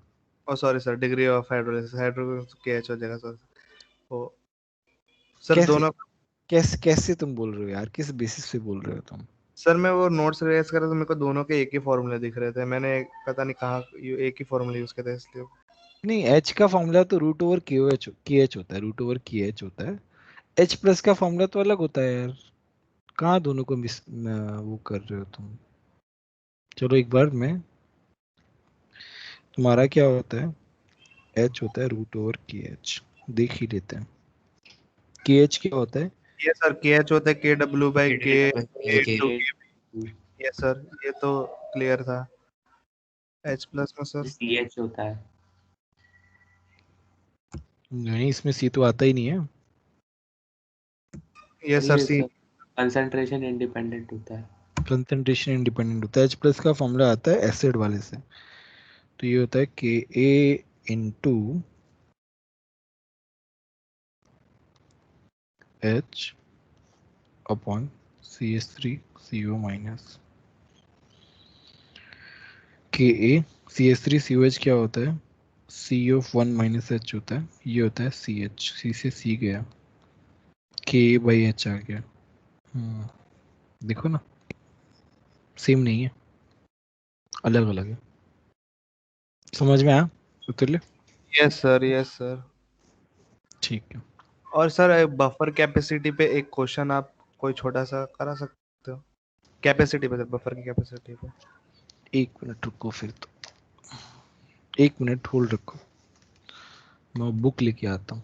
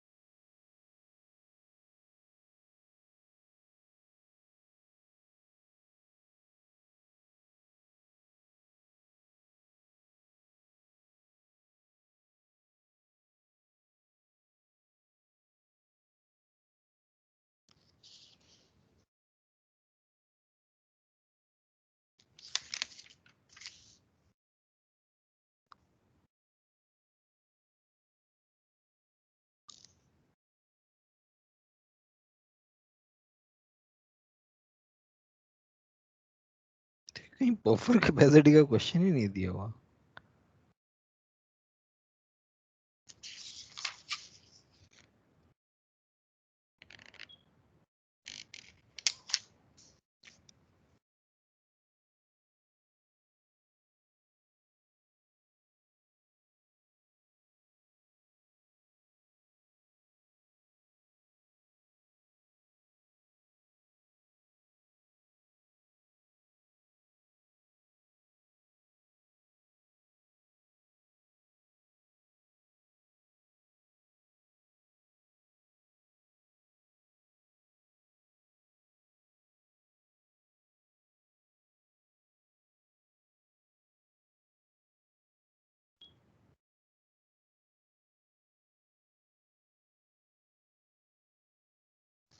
चलो एक पॉइंट लिखवाता हूँ मैं बफर कैपेसिटी पे, पता नहीं मैंने लिखवाया है कि नहीं लिखवाया है।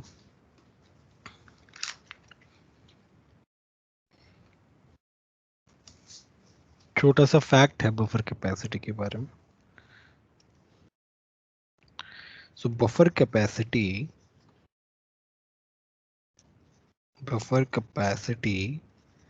is maximum when salt का कॉन्सेंट्रेशन, लिखवाया था क्या, एसिड का कॉन्सेंट्रेशन, इसका मतलब है कि वो pH pK के बराबर हो जाए। सर ऊपर वाला नहीं लिखाया था, नीचे वाला लिखाया था। ये लिखवाया है ये वाला पार्ट, बफर लिखवाया ये वाला मैक्स लिखाया था, नीचे वाला लिखाया था सर। तो लिखवाया है। अच्छा तो अच्छी बात है। एक तो कोई भी क्वेश्चन मिल ही नहीं रहा बफर कैपेसिटी पे। सर मॉड्यूल में होंगे। मॉड्यूल में है ही नहीं ना, अपन ने कहाँ किया बफर कैपेसिटी पे क्वेश्चन। बफर कैपेसिटी जो है ना, उसके बाद थ्योरेटिकल क्वेश्चन आते हैं, न्यूमेरिकल्स जो हैं वो न्यूमेरिकल्स आएंगे तो उसमें टफ क्वेश्चन बन सकता है न्यूमेरिकल में, बट कभी पूछा नहीं गया बफर कैपेसिटी पे न्यूमेरिकल, कोई आज तक नहीं पूछा गया। बट बफर कैपेसिटी पे क्वेश्चन बन तो सकते हैं अच्छे अच्छे, बट वो बहुत ज्यादा टफ हो जाएंगे फिर।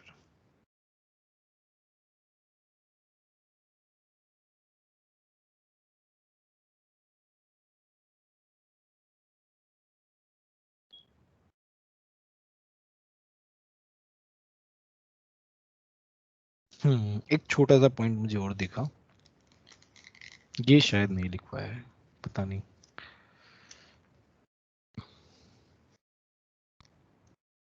A buffer solution is assumed to be destroyed if on adding acid or base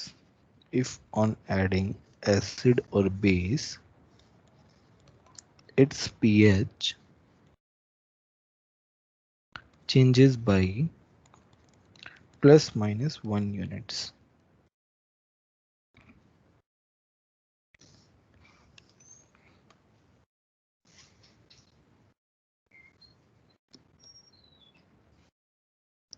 तो तुम्हारा pH जो है वो वेरी करता है इतने पे।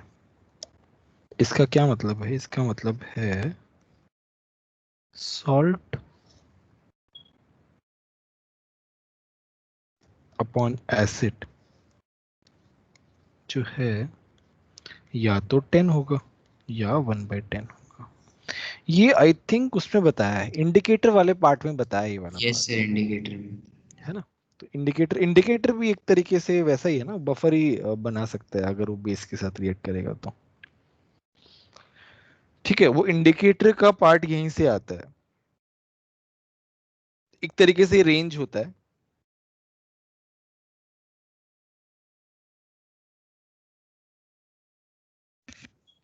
इसका मतलब हम इन सब क्या नाम है, अगर हम बेस या एसिड ऐड कर रहे हैं तो अगर मेरा पीएच जो है चेंज हो रहा है +1 और -1 यूनिट तक, तो उस केस में उससे ऊपर चला जाता है तो बफर डिस्ट्रॉय हो जाता है। तो वही वाला केस हम ऊपर देख रहे थे, याद है। CH3CO NH4 पे, कि बहुत ज्यादा हो जाएगा तो बहुत ज्यादा का लिमिट क्या +-1 का लिमिट है, तो उसमें तो वो डिस्ट्रॉय हो जाएगा बफर।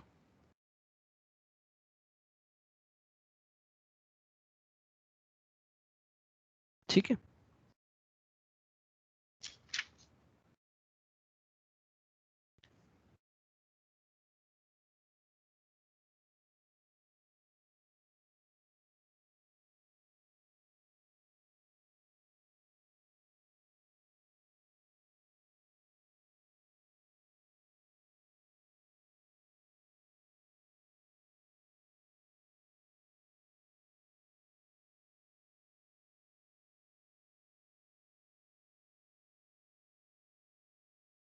किसी और को कोई डाउट है तो पूछना है तो पूछ लो।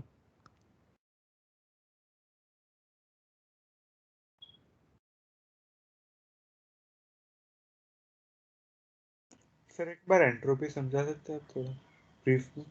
मतलब एंट्रोपी में क्या समझना है, थोड़ा सा स्पेसिफिक बोलो ना।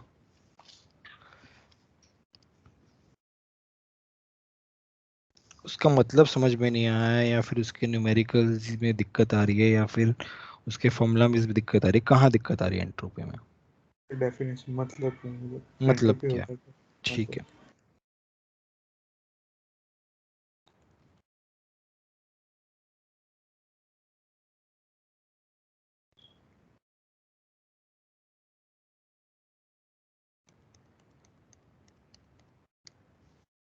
इसका एंट्रोपी मैं S1 मान रहा हूँ, इसका मैं S2 मान रहा हूँ। एंट्रोपी का मतलब क्या होता है?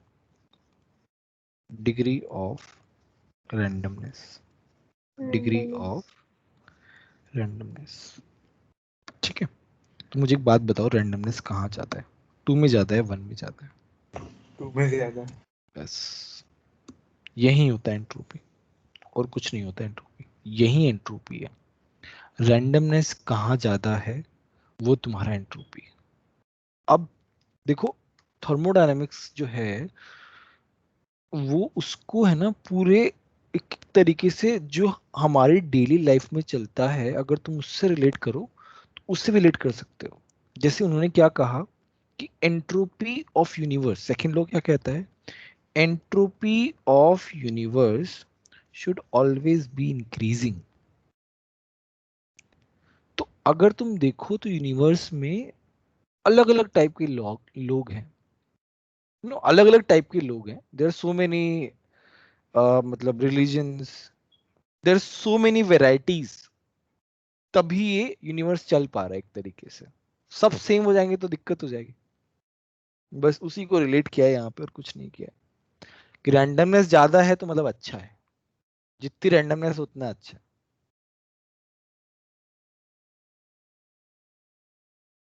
अब कोई स्पेसिफिक चीज पूछनी हो तो पूछो। सर आपके पास इक्विलिब्रियम वाली मॉड्यूल है अभी?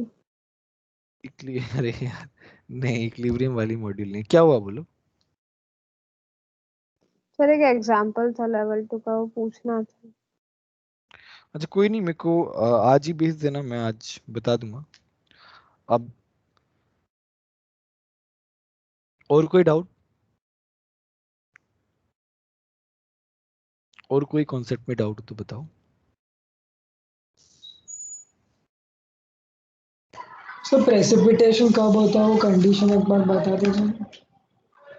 क्या क्या? आने प्रेसिपिटेशन कब होता है, 2 सॉल्ट्स डाले होते हैं, सॉल्युबिलिटी वाला। सॉल्युबिलिटी वाला ना, कब प्रेसिपिटेशन होता है? हाँ सर। तो प्रेसिपिटेशन जैसे चलो प्रेसिपिटेशन का प्रोसेस बताता हूँ। तो let's say you have a solution, ठीक है, let's say you have a solution.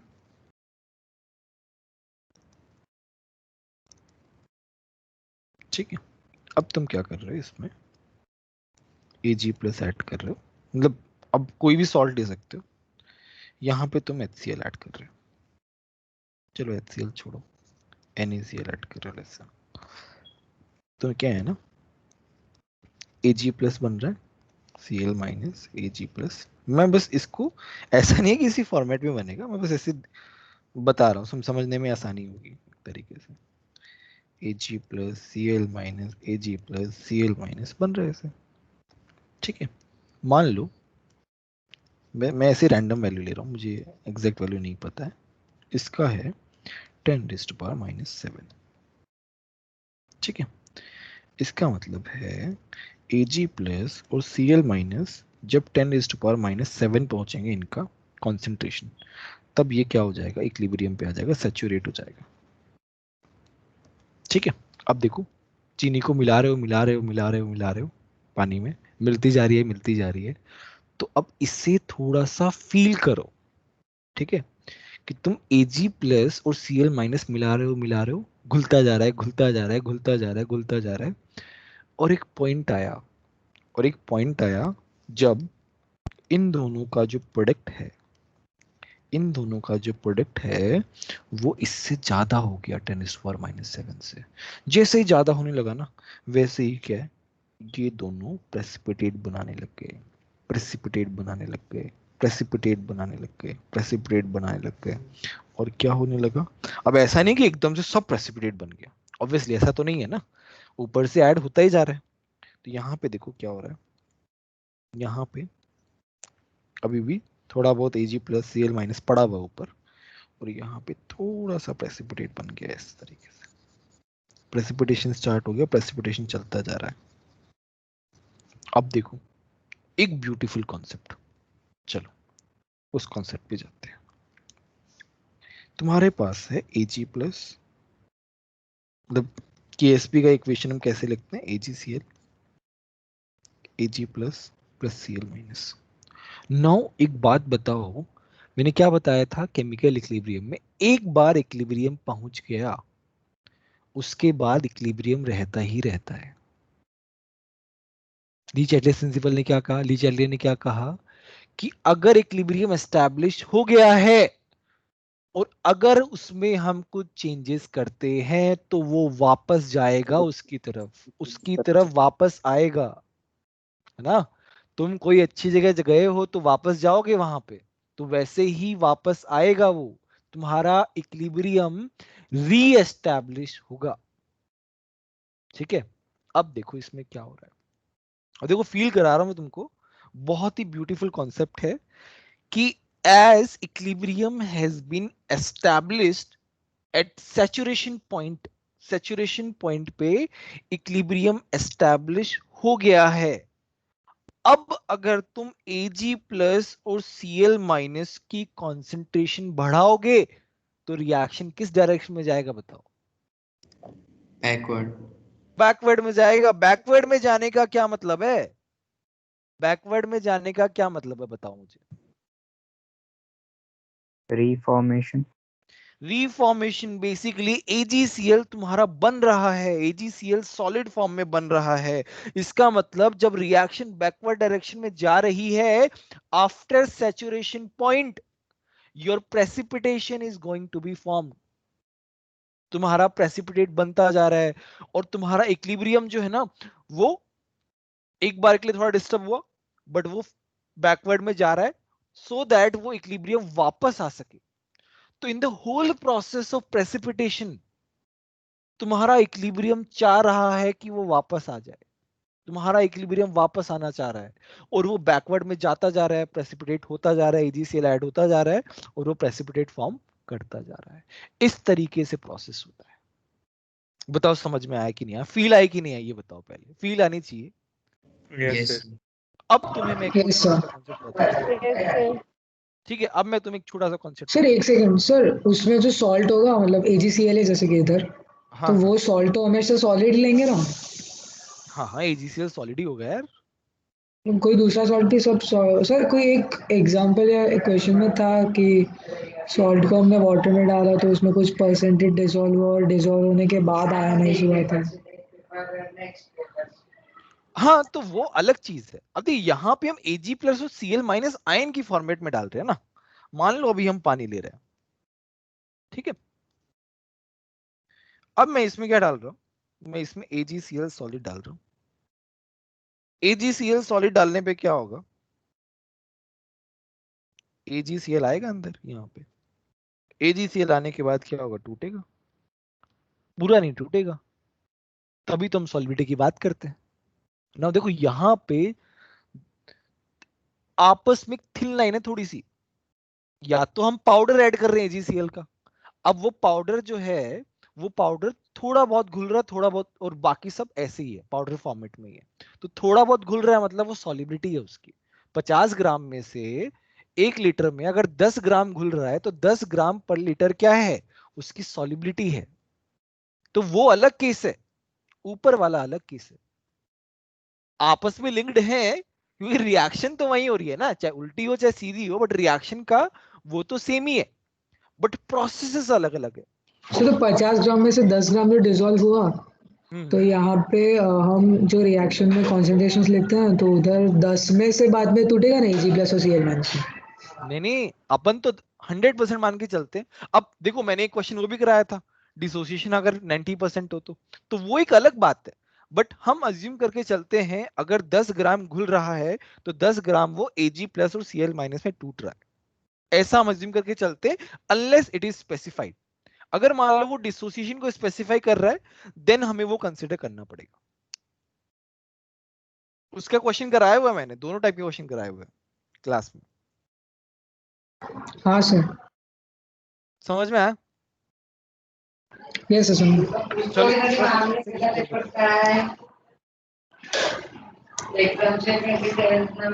अरे यार ये किसके बैकग्राउंड में नॉइज आ रही है?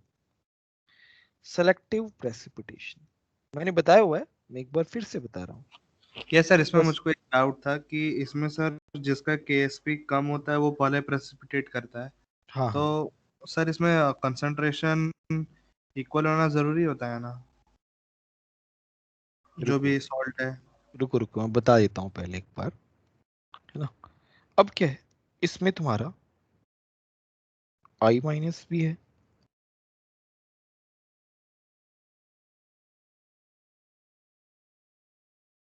Br माइनस भी है, और तुम्हारा क्या है, Cl माइनस भी है।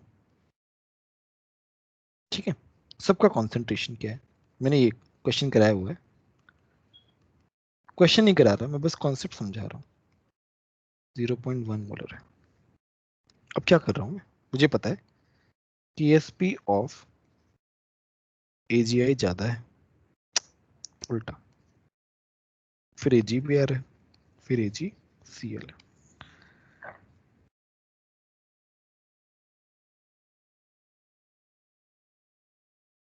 बताओ ऐसा क्यों है, इसका रीजन क्या है? केमिकल बॉन्डिंग पढ़ा है ना तुम लोगों ने? फजलान सुन Yes. Sir sir AgI size difference की जल्दी वजह से बॉन्ड सर। टूट जाएगा। सर सर साइज AgI का बॉन्ड जल्दी टूट जाएगा। जल्दी टूट जाएगा तो जल्दी घुलना चाहिए ना, तो KSP तो ज्यादा होना चाहिए तुम्हारे अकॉर्डिंग। सर साइज डिफरेंस की वजह से। साइज डिफरेंस से क्या कनेक्शन है? सर आपने बताया था न, साइज डिफरेंस अगर ज्यादा होता है तो सॉल्युबल हो जाता है मतलब। हाँ, तो सर AgI तो कम फजाइल सॉल्युबल है ना, अलग AgI चीज। इज कम सॉल्युबल, KSP कम है तो सॉल्युबिलिटी कम है। सर हाँ बोलो। सर AgI ज्यादा कोवैलेंट होगा तो फिर वेरी वो good very organic. Good, AgI जो है ज्यादा कोवेलेंट है क्योंकि I माइनस का साइज सबसे ज्यादा है और अनायन का साइज सबसे ज्यादा है, इसका मतलब उसका पोलराइजेबिलिटी ज्यादा है, और पोलराइजेबिलिटी ज्यादा है इसका मतलब उसका कोवेलेंट कैरेक्टर ज्यादा है। Very good very good. तो AgCl being the more ionic, it will be dissolved more and more, isn't it? That's why its KSP value is higher. Now let's talk about when we are adding Ag plus into it. When we are adding Ag plus into it, now we know that कि Ag plus में थोड़ा थोड़ा add करता जा रहा हूं, तो सबसे पहले मैं किसकी KSP वैल्यू को टच करूंगा? AI माइनस तो कांस्टेंट है, उसका कॉन्सेंट्रेशन तो कांस्टेंट है, तो Ag प्लस का कॉन्सेंट्रेशन सबसे पहले किसकी KSP वैल्यू को टच करेगा? बोलो। AgI ऑब्वियस है कि AgI वो सबसे पहले कम कॉन्सेंट्रेशन Ag प्लस वाला AgI को कवर कर लेगा, उसकी केएसपी वैल्यू को कवर कर लेगा क्योंकि वो सबसे कम है। तो हमें कम एजी प्लस डालना पड़ेगा। तो स्टार्टिंग में सबसे पहले एजी प्लस जो है ऐड होता जा रहा है, और जैसे ही उसकी केएसपी वैल्यू को टच किया प्रेसिपिटेट बन गया, पीपीटी बन गया। और पीपीटी बन गया तो हम पीपीटी बनने के बाद उसको निकाल भी सकते हैं। इनकी केएसपी वैल्यू में क्या है ना, कंसीडरेबल डिफरेंस रहता है। क्या लिख रहा हूं, there is considerable difference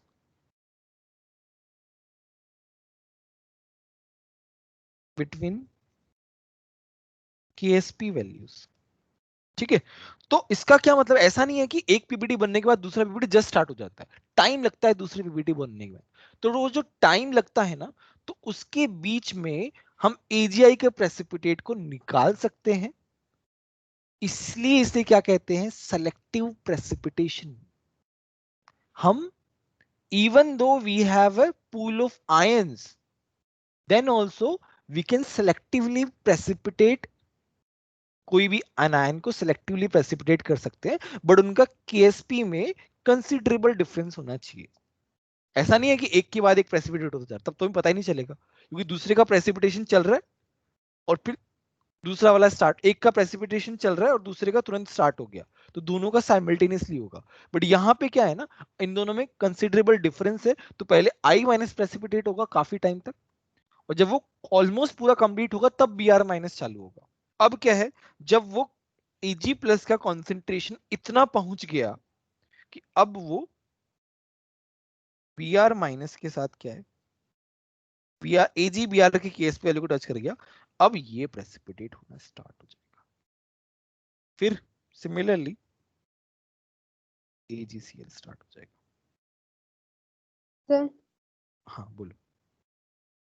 sir लेकिन जब आपने बताया था तो आपने कहा था कि जब AgI पहले प्रेसिपिटेट हो रहा होगा, तब जब फ्रैक्शन ऑफ बचेगा तब AgBr स्टार्ट हो जाएगा। फ्रैक्शन बचेगा मतलब?